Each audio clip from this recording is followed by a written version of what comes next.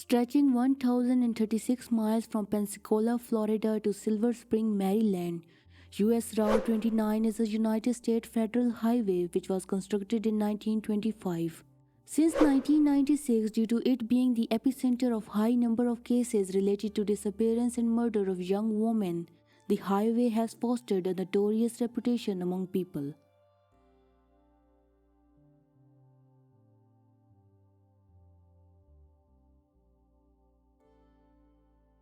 In October of 1925, when the notion of numbered U.S. Highway System was proposed by the Joint Board of Interstate Highways, U.S. Route 29 was listed among the main interstate highways which were part of the plan.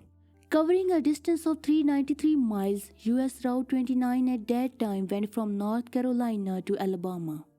In 1931, it replaced U.S. Route 170, and 3 years later, in June of 1933, the highway was extended to run concurrently with U.S. Route 15 and 211. Stretching over 1,036 miles, U.S. Route 29 now runs from Pensacola, Florida to Silver Spring, Maryland. Though an important part of American history, U.S. Route 29 in recent decades has garnered a rather notorious reputation, as ever since 1996, U.S. Route 29 in Virginia, which is also known as Seminole Trail, has been the center point of a high number of cases related to disappearance and murder of young women from the area.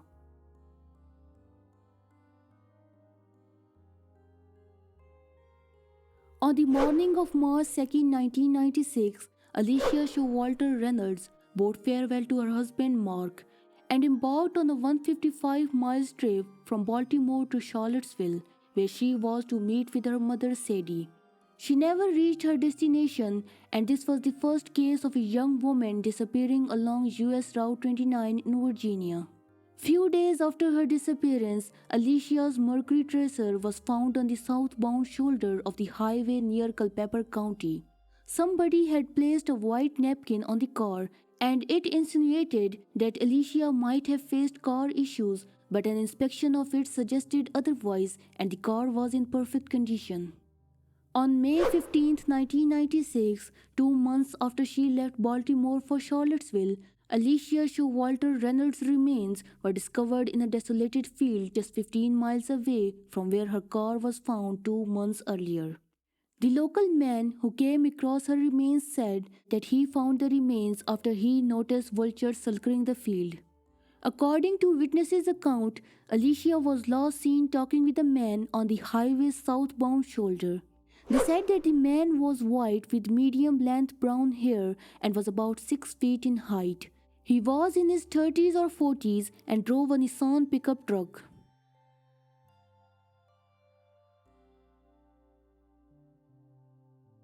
"15 days after the discovery of Alicia Reynolds' remains, police had another baffling case on their hands when on Saturday, June 1, 1996, bodies of 2 women, 26-year-old Laura Winans and 24-year-old Juliana Williams, who were last seen hiking with their golden retriever named Taj on May 24th, were found at their campsite near Skyland Resort in Shenandoah Park.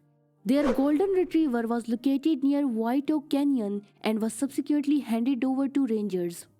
A man by the name of Darrell was charged with double murder, but authorities were unable to physically connect him with the crime scene, and the charges against him were subsequently dropped.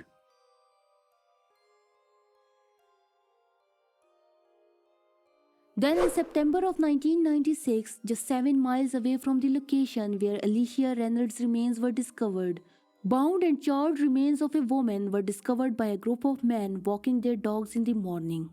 The woman was identified as 20-year-old Anne Carolyn McDaniel, who lived in a group home in downtown Orange, left her accommodation on September 18 and was missing for 4 days. Medical examiner concluded that McDaniel was killed on September 21st, and in her autopsy report, her cause of death was mentioned as asphyxiation. Upon investigating, police learned about a man who had volunteered in the group home McDaniel lived in and was someone she had described as her boyfriend. The man was interrogated by the authorities, and they learned that he owned a property 11 miles away from the site where McDaniel's remains were found. His home and the property was searched by the authorities, but the man was never charged with anything related to McDaniel's case.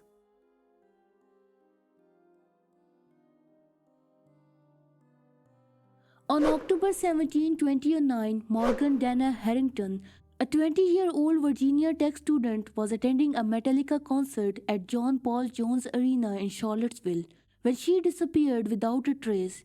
3 months later, in January of 2010, her remains were discovered at a rural farmland 10 miles outside Charlottesville. Forensic evidence linked her murder to 25 attempted abduction and sexual assault of a woman in Fairfax. Authorities were searching for the culprit behind her murder, but it came at the expense of another innocent girl's life. Before she disappeared, 18-year-old Hannah Graham was last seen at Downtown Mall in Charlottesville on September 13, 2014. Her remains were found at an abandoned property which was in close proximity of the location where Morgan's remains were discovered 5 years earlier. Jesse Matthews Jr. was identified to be her killer, and it wasn't long before the link between Hannah Graham and Morgan Dana Harrington murders was established, and Jesse Matthews Jr. was charged with 2 counts of first-degree murder and abduction with intent to defile. He was also charged with 25 attempted capital murder, abduction and sexual assault of a woman in Fairfax. Jesse Matthews Jr. eventually pleaded guilty to all of the charges set against him and is now serving 7 life imprisonment sentences.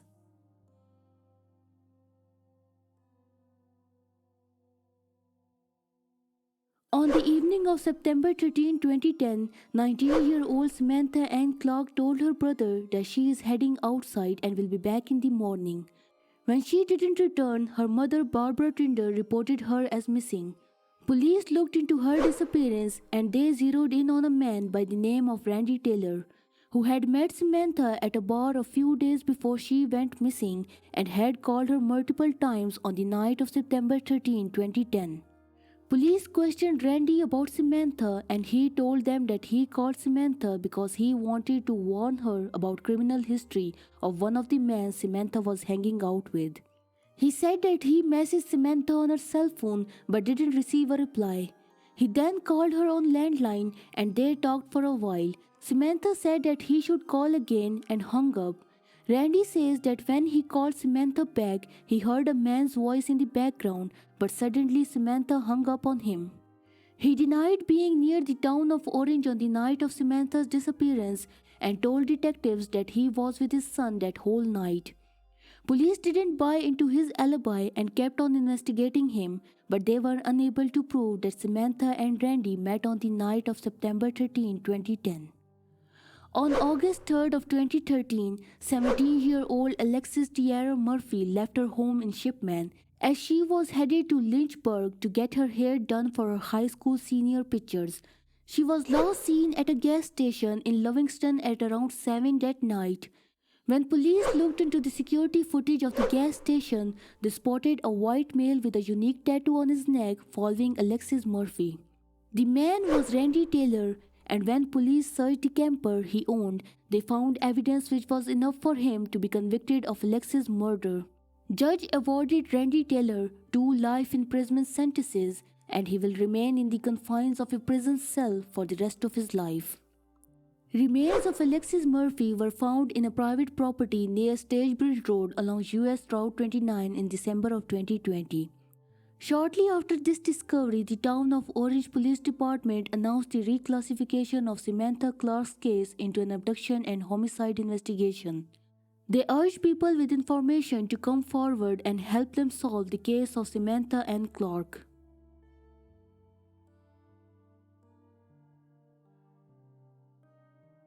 On November 20th, Sage the Shaw Smith left her home at around 5:40 p.m.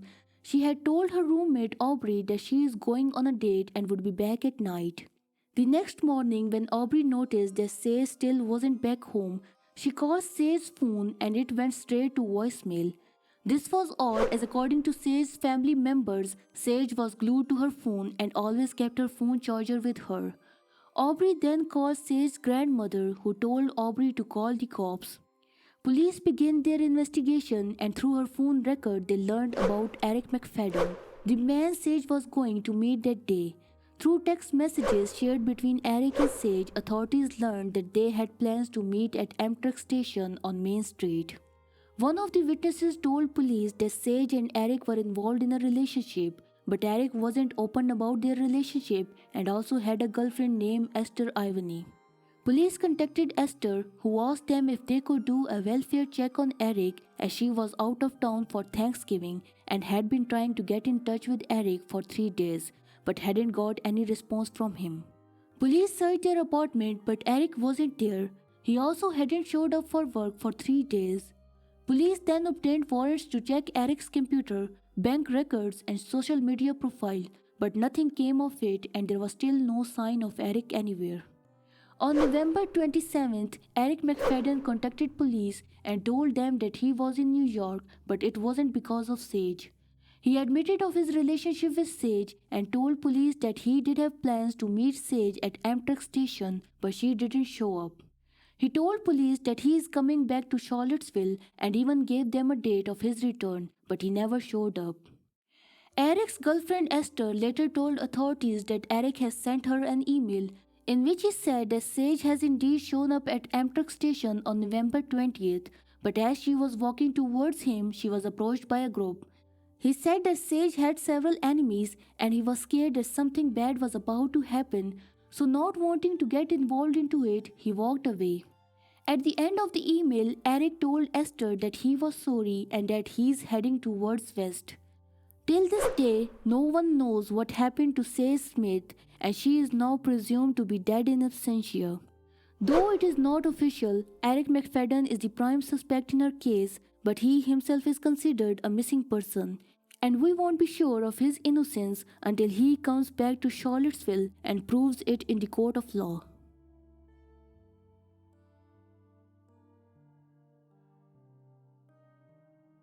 Due to the murders taking place in a small geographical region and other similarities shared between them, authorities thought that this was a work of a serial killer who was targeting young women of the local area. This alleged serial killer was given the moniker of Route 29 Stalker. The stalker, who reportedly called himself Larry Breeden, flagged down women driving alone on the highway, and when they pulled over to the side of the road, he would tell them that something is wrong with their car. 20 women came forward and shared their encounter with this man. One of these women said that she was driving home when a man in blue pickup truck beckoned her to pull over to the side of the road, and when she did, he told her that there was something wrong with her car and offered her a ride. She accepted his offer and got into his truck. After a while, the man suddenly began to attack her. She managed to escape but injured her ankle in the process. Authorities believed that this man was the perpetrator behind Alicia Showalter's murder, as according to witness account, Alicia was last seen talking to a man who matched the description of the Route 29 stalker on the southbound shoulder of the highway. Several men named Larry Breeden were questioned by the authorities, but nothing came of this and no one was charged with the murders.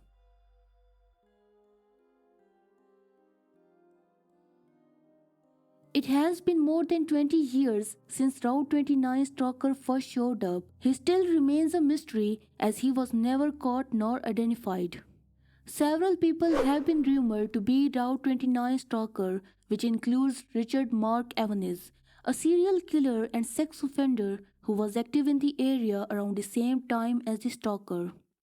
Born on July 29, 1963, Richard was the eldest of the 3 children of Joseph and Tess Evonitz. Growing up in a dysfunctional family, Richard and his sisters didn't have a normal childhood. Their father was a drunk who heard abuse at his family and was a control freak who threatened his children if they didn't do what he asked of them. According to Richard's ex-wives, Richard was haunted by nightmares about his father. After graduating from high school, Richard joined U.S Navy, where he served as a sonar technician and even went on to receive a Good Conduct Medal at the end of his 8-year-long service. After this, Richard tried his luck in business, but he wasn't successful, and in 1997, unable to pay his bills, he filed for bankruptcy. Richard then moved to South Carolina and started to work at an air compressor company. He had anger management issues, and due to his misogynistic attitude, women at the workplace preferred to avoid Richard. Richard Evonitz had a history of being a sex offender. In January of 1987, Richard was arrested after he exposed himself to a minor. He entered a no contest plea and was sentenced to 3 years probation. He is suspected to be involved in the 1994 abduction and sexual assault of a woman and a 1995 sexual assault of a girl in Virginia. Richard's first known violent crime took place in 1996 when he kidnapped 16-year-old Sophia Sylvia, who was doing her homework in her front yard. After he murdered Sophia, he dumped her body in a swamp where she was found a month later. In May of 1997, Richard Evonitz abducted sisters, 15-year-old Kristen and 12-year-old Katie Lisk, from the front yard of their home on Blockhouse Road in Spotsylvania County. Their bodies were recovered from South Anna River. Both of them were sexually defiled, and forensic evidence linked their murder to the murder of Sophia Sylvia. 1997 was the year when Richard filed for bankruptcy and moved back to South Carolina and started to work at an air compressor company. In June of 2002, Richard at gunpoint seized 15-year-old Cara Robinson Chamberlain, who was watering flowers at the front yard of her friend's house in Columbia, South Carolina. He took her to his apartment where he sexually assaulted her, forced her to smoke marijuana, and handcuffed her to his bed.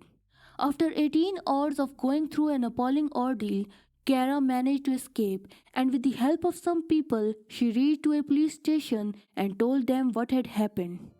When police went to his apartment, Richard was nowhere to be seen, as after finding out that Cara had escaped from her captivity, he decided to flee.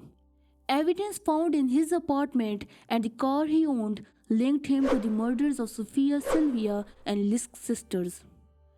On June 27, 2002, Richard Evonitz called his sister Jennifer from a motel in Jacksonville, Florida. He told her that he was in trouble and confessed to her about murdering someone, and went on to say that he has committed more crimes than he can remember. He asked her to meet him at an IHOP in Jacksonville, but instead of doing that, Jennifer called the cops. And when he saw police waiting for him at the IHOP, he tried to escape and reached Sarasota, where police swarmed his car, and it was there that after seeing he has no chance of escaping them, he took his gun out and pulled the trigger. As Richard Evonitz took away his own life before police could investigate him, there's no way of knowing how many people he had victimized during his miserable existence. He has also been linked to the 1988 murder of 12-year-old Sarah Margaret Cherry. Richard was serving as a sonar technician on USS Colch, which was based in Portland, Maine at the time of Sarah's murder. The way she was abducted and killed matched Richard Evonitz's modus operandi, but the DNA evidence retrieved from Sarah's body was deemed insufficient to be compared with Richard Evonitz's profile. Dennis DeShane, the man convicted for murdering Sarah Cherry, still proclaims his innocence and has filed numerous appeals against his conviction, which was surrounded by controversial circumstances. Richard is also rumored to be the Route 29 stalker, as police discovered scribbled directions to the location where Alicia Reynolds' remains were discovered.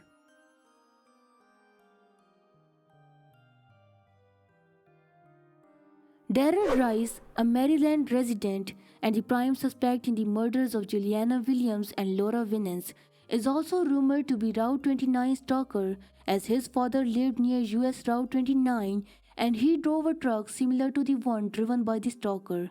The woman who injured her knee while escaping Route 29 stalker identified Darrell Rice as her assailant, and after pleading guilty to a lesser charge, he had to spend 11 months in prison. In July of 1997, Darrell Rice was arrested for attempted abduction of a female bicyclist in Shenandoah Park, the same park where bodies of Laura and Juliana were found. According to the woman, Darrell ran her off the road while she was riding on her bike.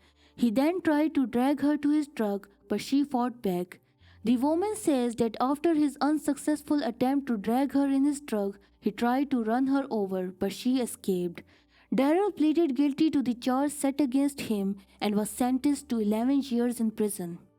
In 2002, Darrell Rice was charged with the murders of Juliana Williams and Laura Winans. Authorities said that Darrell Rice hated women in general and had a poor relationship with his female co-workers and was often seen hurling abuse at them. They said he killed Laura and Juliana because of their sexuality and had reportedly stated that both of them deserved to die.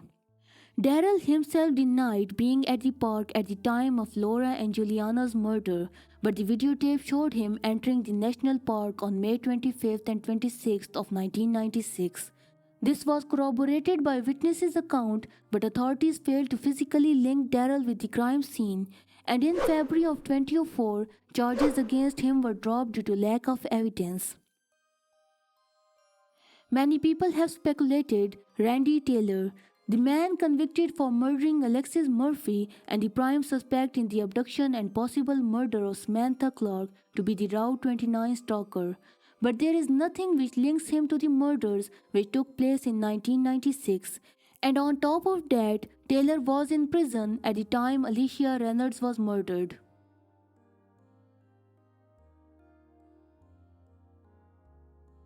For over 20 years, the Route 29 stalker and his identity has been eluding law enforcement agencies, and his presence has marred the reputation of a highway which is an important part of American history. We offer our condolences to the people who have lost their loved ones and hope that with the advancement in modern forensic technology, the monster who had traumatized people for more than 2 decades will soon be brought to justice. Thanks for being here. If you like this type of content, please like this video. Subscribe if you haven't subscribed so you're never gonna miss any of our future uploads. Stay tuned for our next video. Until then, goodbye.